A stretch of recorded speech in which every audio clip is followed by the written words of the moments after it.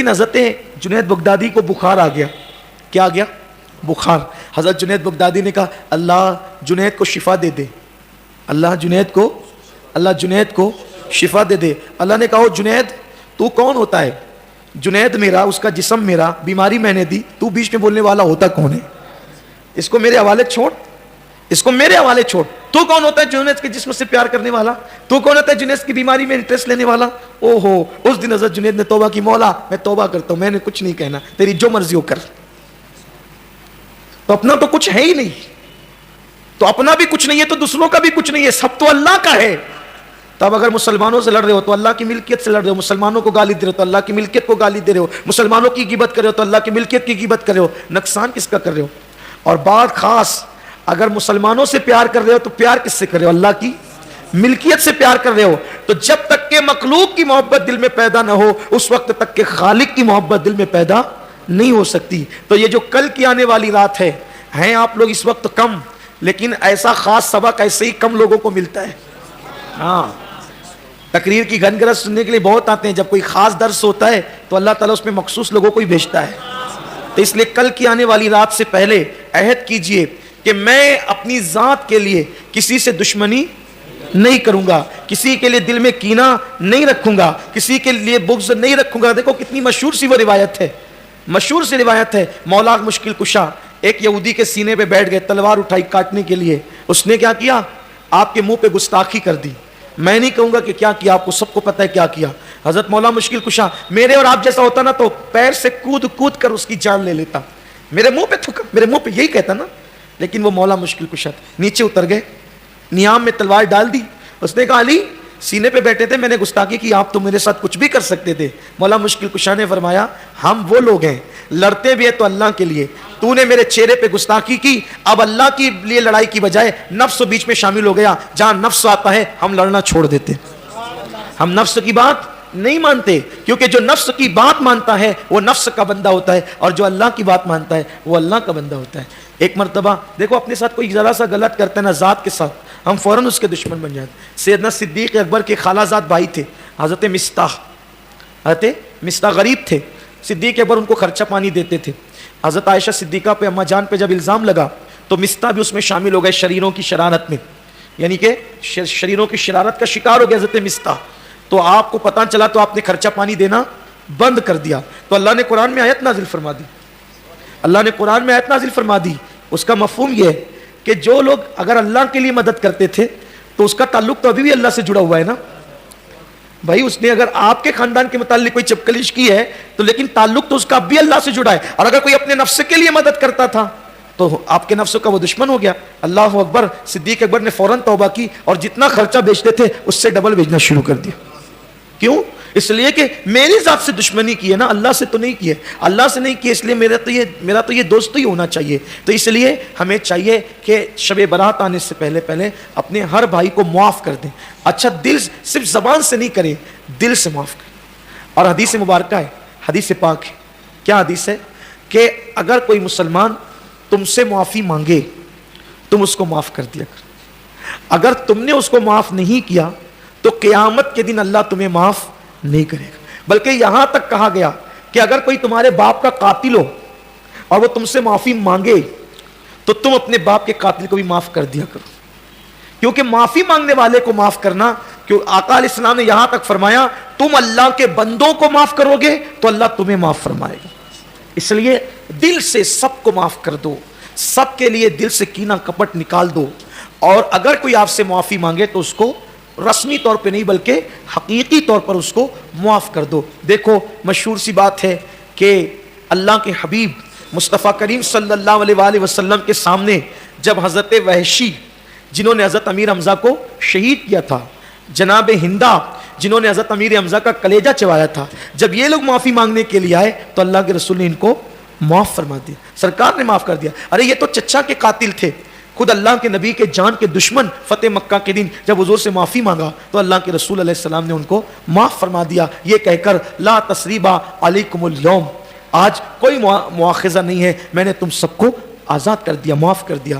تو معاف کرنے والا ہمیشہ بلند بالا ہوتا ہے، اور جس کو معاف کیا جاتا ہے بہرحال اس کا درجہ نیچے ہی ہوتا ہے. دیکھو امام علی مقام امام حسین کو کربلا تک لانے والے جناب حر تھے، لیکن معافی مانگی تو امام پاک نے ان کو معاف فرما دیا. تو معاف کرنے والا ہمیشہ مقبول ہی ہوتا جاتا ہے، بڑا ہی ہوتا جاتا ہے. تو اب میری گزارش آپ سے ہے کہ اب یہاں سے جانے کے بعد اپنے رشتہ دار، اپنے احباب ڈھونڈیے، تلاش کیجیے کس سے بات چیت بند ہے، کس سے رشتہ ٹوٹا ہوا ہے، کس سے تعلقات میں انبن ہے.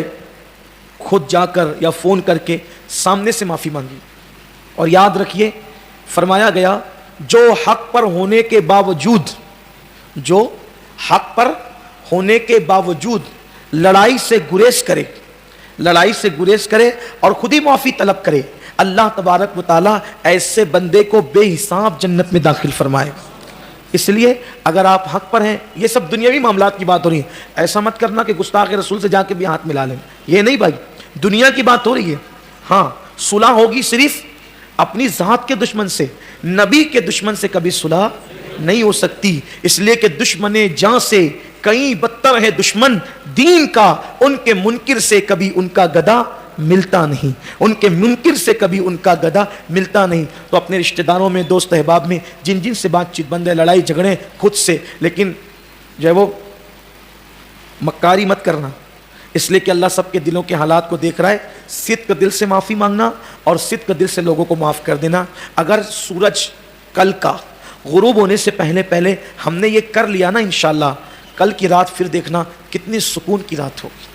اور اگر دل کو سکون چاہتے ہو، اطمینان چاہتے ہو، تو ہر مومن کے لیے اپنے دل کو پاک کر لو، ہر مسلمان کے لیے اپنے دل کو صاف کر لو. انشاءاللہ بہت پرسکون زندگی، بہت پرتپاک زندگی، بہت پرکیف زندگی گزرے گی. اللہ پاک کی بارگاہ میں میں دعا کرتا ہوں کہ اللہ تعالیٰ سب سے پہلے مجھ گنہگار کو اور آپ سب کو اللہ عمل کی توفیق عطا فرمائے.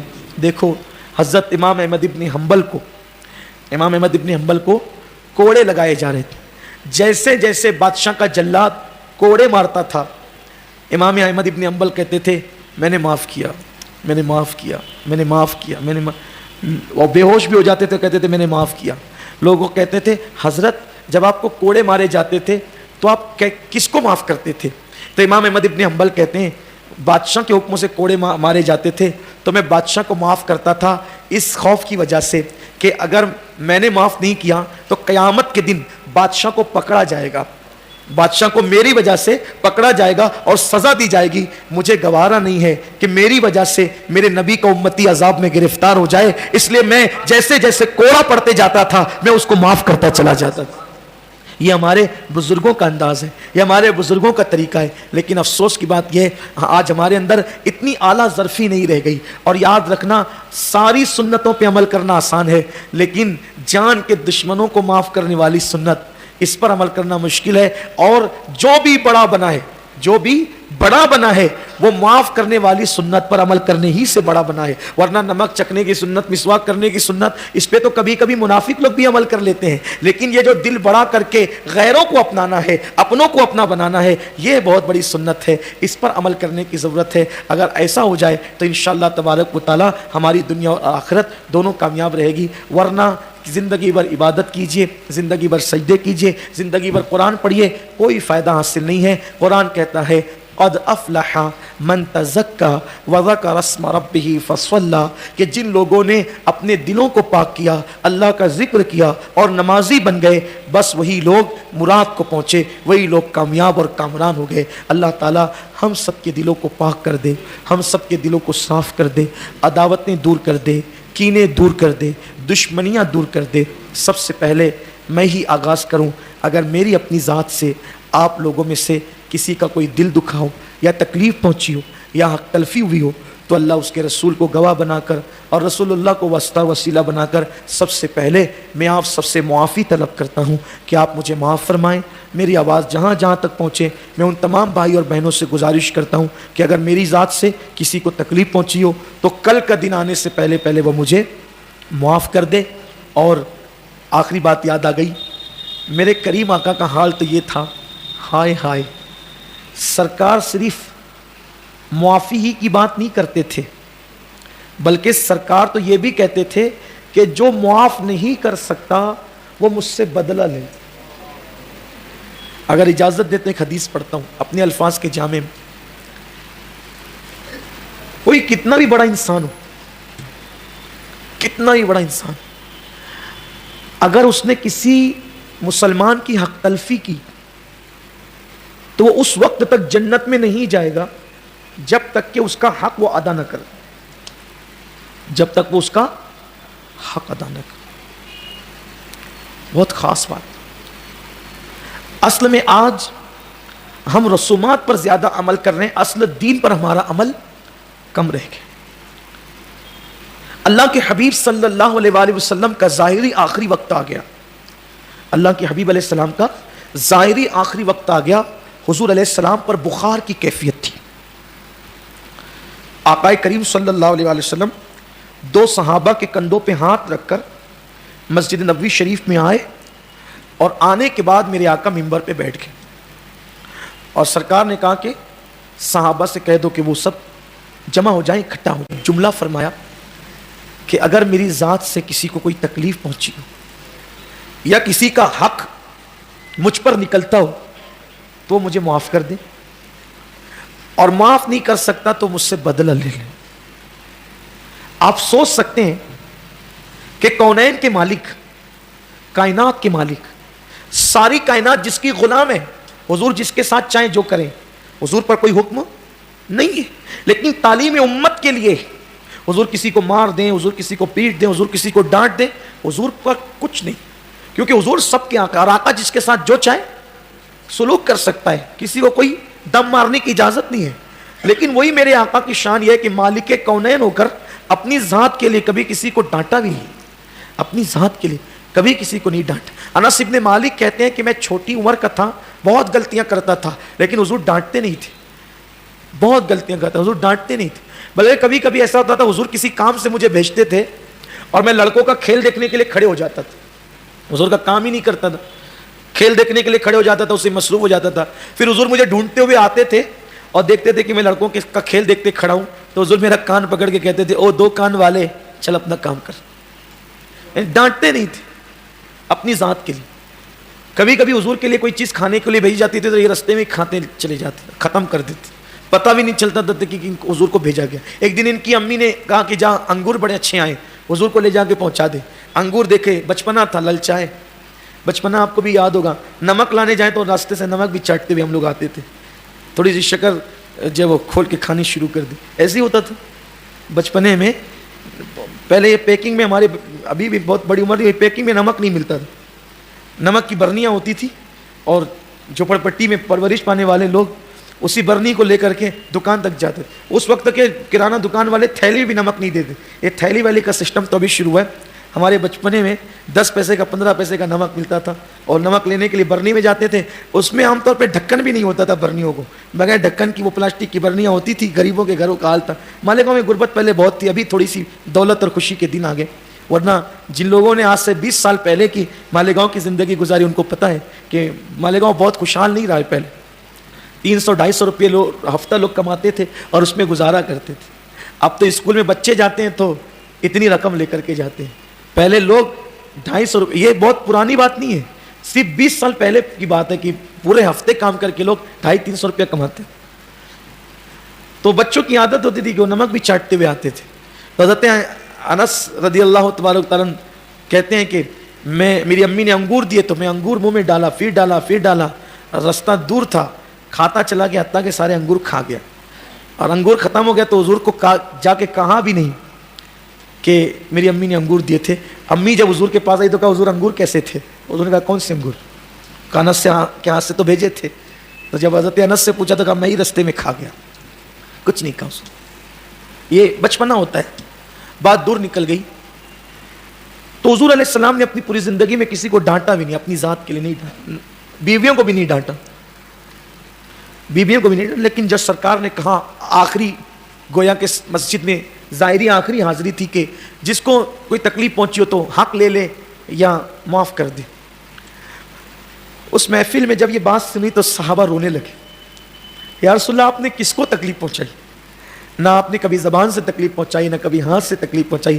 حضور کی شان تو یہ تھی کہ کوئی غلطی کر کے آتا تھا، اگر اس کی اصلاح کرنی ہوتی تو ادھر دیکھ کر، اس کی طرف دیکھ کر حضور کہتے تھے کہ اس قوم کا کیا حال ہوگا جس قوم میں ایسی غلطی کرنے والے لوگ موجود ہیں. اتنا خیال رکھا عزت نفس کا حضور نے. صحابہ رونے لگے جب حضور ایسی بات کر رہے ہیں، صحابہ کے دل بھر آئے.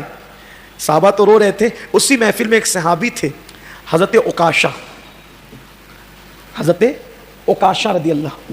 وہ کھڑے ہوئے، یا رسول اللہ میرا ایک حق آپ پر نکلتا ہے، میرا ایک حق آپ پر نکلتا ہے اور وہ میں معاف نہیں کر سکتا، میں اس کا بدلہ لینا چاہتا. سب کی آنکھیں تن گئی عکاشہ کی طرف.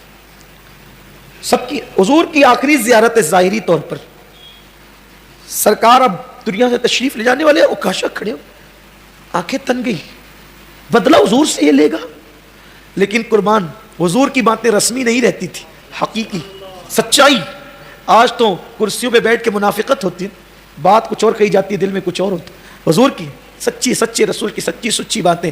سرکار نے کہا عکاشہ کیا حق ہے، مانگ دوں گا. عکاشہ نے جب جملہ زبان سے کہا، سب کی چیخیں نکل. یا رسول اللہ ایک جنگ کے موقع پر آپ اپنی سواری پر چابک اٹھا رہے تھے اور وہ چابک میری پیٹھ پہ لگ گیا تھا، سو وہ چابک میں آپ کی پیٹھ پہ لگانا چاہتا ہوں، وہ چابک میں آپ کی پیٹھ پہ لگانا چاہتا ہوں. اتنا سننا تھا. صحابہ نے کہا عکاشہ کیا کہتا ہے، حضور کی پیٹھ پہ تو چابک لگائے گا؟ ارے ان کو ایک چابک لگانے کی بجائے ہمیں ہزاروں مار لے، اپنا دل ٹھنڈا کر لے. کیا کر رہا ہے تو، کیا بک رہا ہے تو، یہ بات ہو رہی ہے. عکاشہ نے کہا آپ سب چپ رہیں، یہ معاملہ میرا اور حضور کا ہے. یا رسول اللہ آپ نے کہا ہے نا کہ حق مانگنے والا میرا حق یہ ہے. حضور نے کہا ٹھیک ہے عکاشہ بیمار ہے. وہ کہتے عکاشہ ٹھیک ہے یہی بدلہ لے لیتا کہ وہاں میدان اللہ اکبر، میدان محشر میں کوئی کھڑا، حالانکہ کسی کو حق بھی نہیں حضور کے خلاف کھڑے ہونے، لیکن تعلیم امت کے لیے عکاشہ ٹھیک ہے آؤ بدلہ لے لے. عکاشہ نے کہا یا رسول اللہ سنا ہے وہ چابک آج کل فاطمہ کے گھر میں رکھا ہوا ہے، میں اور کوئی چابک سے نہیں اسی چابک سے اپنا بدلہ لینا چاہتا. جیسے ہی چابک کے لیے بی بی زہرا پاک کے گھر جانے والا گیا، بی بی نے پوچھا چابک کیا کرو گے، یہ تو حضور کی امانت ہے، حضور کی امانت ہے، کیا کرو گے چابک؟ تو منہ نہیں کھلتا تھا، لیکن کہہ دیا کہ ایک شخص ہے اس چابک سے حضور نے اس کی پیٹھ پہ کچھ لگا دیا تھا، اب وہ حضور کی پیٹھ پہ یہ چابک لگانا چاہتا ہے. بی بی پاک کی چیخ نکل گئی.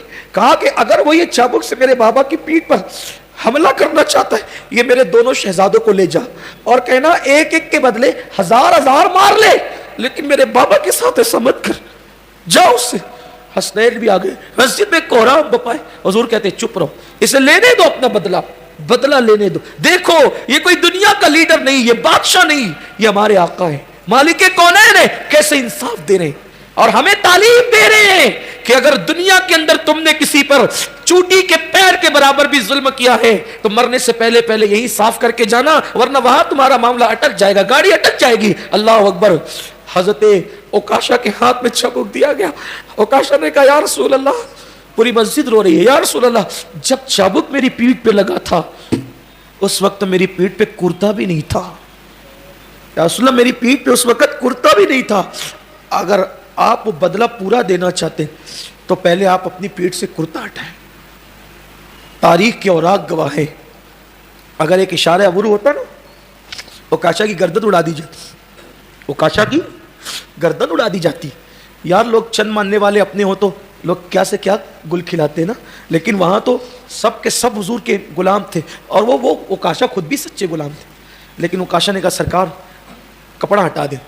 کائنات نے دیکھا، تاریخ اسلام گواہ ہے، سرکار نے بغیر کسی توقف اور تکلف کے کپڑا ہٹایا.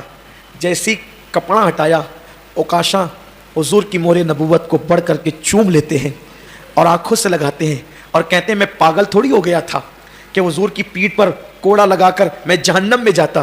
ارے میں نے سنا ہے جو حضور کی مہر نبوت سے مس ہو جائے گا اس پہ جہنم کی آگ حرام ہو جائے گی. حضور کی طبیعت دیکھ کر کے مجھے لگا اب حضور کی آخری زیارت ہے تو کیوں نہ میں فائدہ اٹھا کر کے حضور علیہ السلام کی مہر نبوت سے جو ہے وہ برکت حاصل کر لوں. اس کے لیے میں نے یہ بہانہ تلاش کیا تھا.